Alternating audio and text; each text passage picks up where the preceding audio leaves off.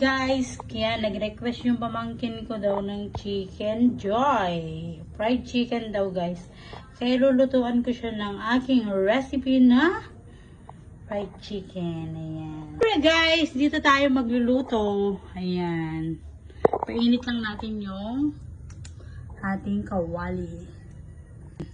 Ayan guys, halagyan na natin ng ating mantika. Ayan.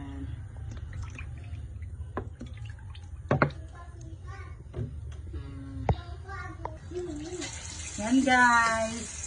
Lagyan natin ating fried chicken.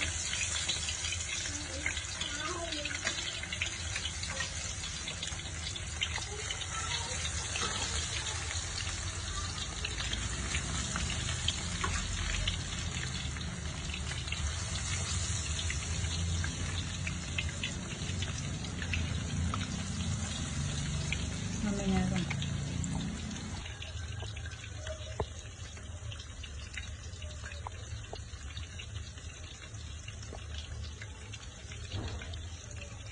Yan guys, ang ating chicken joy.